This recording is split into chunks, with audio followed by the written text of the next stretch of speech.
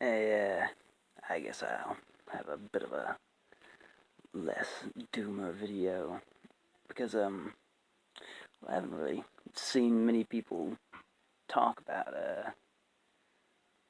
Quake, specifically Scourge of Armageddon. Well, not Scourge of Armageddon.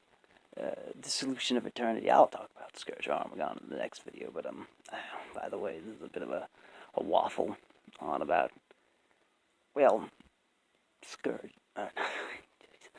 Dissolution of Eternity, the second original expansion pack for Quake, the first one, of which, if you don't know what Quake is, basically you get Doom, the original one.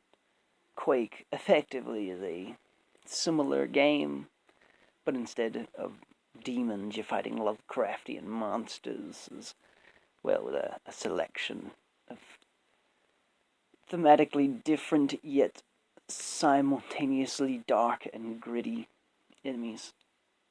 Look it up if you haven't seen it.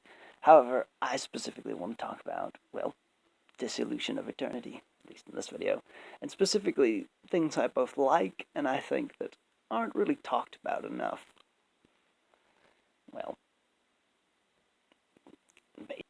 like, in a sense, I guess you could say what they could do for both modding, well, really, at this point, just modding, because we're not getting at least a sequel to the original that is,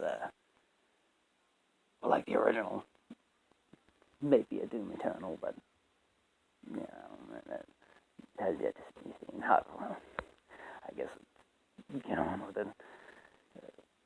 First thing, specifically, that I think is not talked about enough is essentially that Dissolution of Eternity, basically, in a sense, more of the original, game's idea of trans-dimensional / traveling through space and time. I really think the original Quake, as it was in the base game, it was nice in the fact that, yeah, you have different, places, but I don't think there was enough places, like you had effectively one style of medieval castle. You had the sort of almost Hellraiser-esque sort of demonic-y areas. But Dissolution of Eternity added in, Roman areas. You had the Aztec temples, of which, well, there is technically the sort of Victorian era-ish kind of Gothic textures, effectively a second type of, medieval castle, so more grays. But, not the aliens, by the way, but, textures, colors, But, essentially, you had more places you could go, of which, personally, I think modders haven't taken enough advantage of when coming to maps, because, well, I haven't personally checked, but on YouTube, of people playing maps and stuff, you really don't see a lot of stuff like Aztec-themed maps. There's, that one, level pack, but you really don't see stuff like that, or Roman stuff, of which I think is pretty damn nice, I mean, hell, it's Romans, first of all, and, various historical stuff, but to essentially have, historical backdrops with, Lovecraftian monsters, among other things, I think is quite nice, and I don't think there's enough maps that really use the textures from Dissolution of Eternity. Another thing I think that's not used enough is the enemies. The enemies, I think, are nice, but put it simply, there's not really that many enemies in the original Quake, at least when it comes, you have different themes, essentially, but you only have a handful of enemies per theme, so effectively adding in any enemies at all, to any theme. Great example, Robocon 2 recently added on in the add-on version for the Xbox, added in new enemies, specifically science fiction sort of themed enemies. Of course, they are mod, tools and stuff, and, they weren't exactly new, but that they didn't use any of the other enemies, of which I do hope sort of Robocon 2, but for the other stuff is done for the Xbox add-on stuff, but, which I might talk about the add-ons and all that, but different stuff. For instance, the Wraith. I don't think there's enough medieval dark, so dark fantasy, enemies in the game as is. So the fact that stuff like the Wraith, for instance, which if you haven't seen it, it's quite an interesting. It kind of reminds me of the Nazgul, really, from Lord of the Rings, which is nice. And the fact that it's a flying enemy in a game that effectively has like one flying enemy, that I can think of, the Scrags. That's it. Having something that's both tough and flying, at least in terms of being able to have enemies to fight, is nice. Of course, fighting wraiths can be a bit of a pain in the ass, but, for enemy roster and variation, it is nice. Of course, there is also the boss, and, Abaddon's fine, I think. Yeah, I think Abaddon's the, no, wait, no, that's Armagon, different thing. The big demon, he's nice and all, but you can really only rehash his boss fight in so many different ways, as well with Shub-Niggurath. And I mean, you never really see Armagon. But an enemy you also never see is the dragon. And simply put it, of all the Skyrim memes, of all the fucking Dungeons and Dragons memes, I mean, let's be honest with you, D&D, Quake, and Doom kind of all mixed together, at least in terms of the histories. Look it up if you, I might talk about it eventually, but, the fact that, where matters?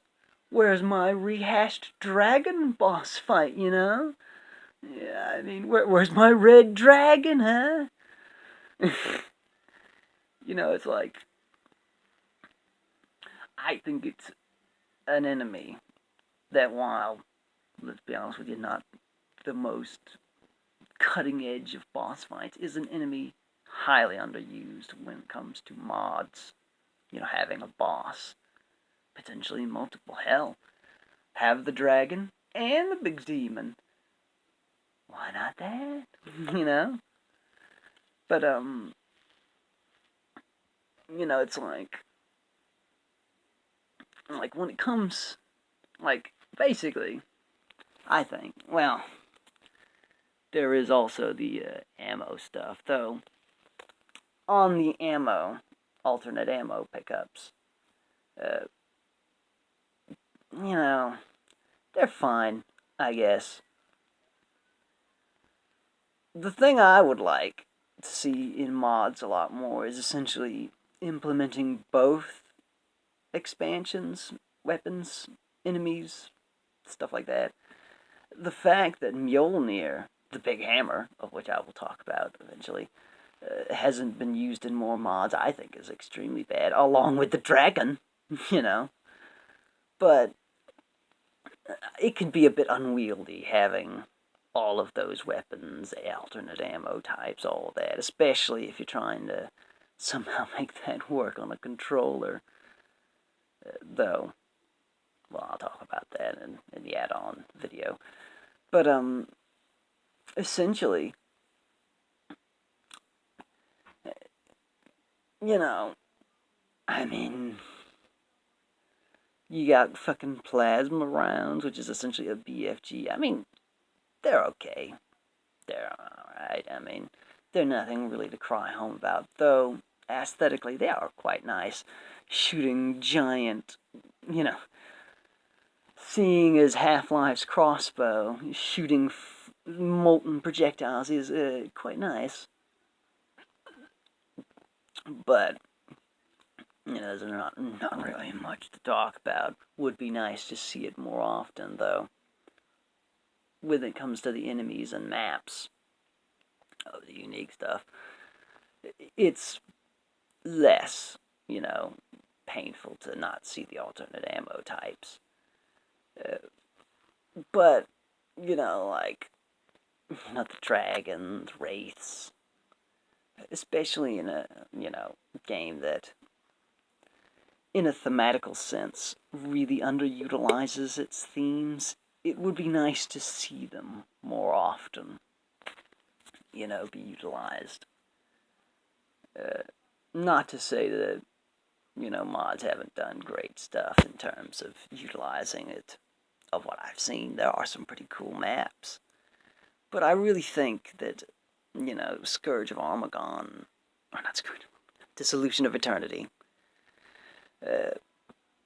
in terms of what it brings to the table, I think, amongst the community of Quake, really isn't appreciated or utilized as much as I think it should be, which is a shame.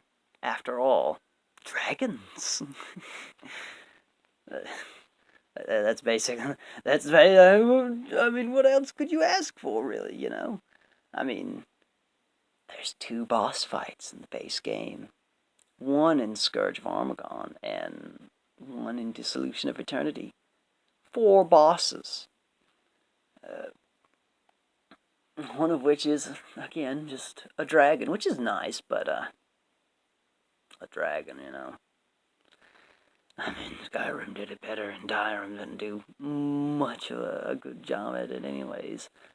Though it is still quite nice and impressive. I'll tell you, I got a kick out of it when I was a kid. But I guess I've waffled on enough. Would like to see more dragons in mods. You know, both level packs as boss fights as well, with, hell, just some straight up dragon fights, basically, you know, boss arenas. With a game that is starved of bosses especially, I think Dissolution of Eternity's dragon could be utilized a bit more, among other things.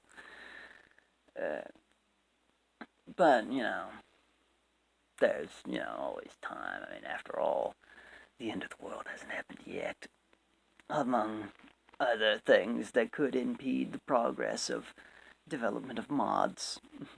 You know, so there's that. But, you know, like I said, I guess I've waffled on enough. Guess look out for the next video.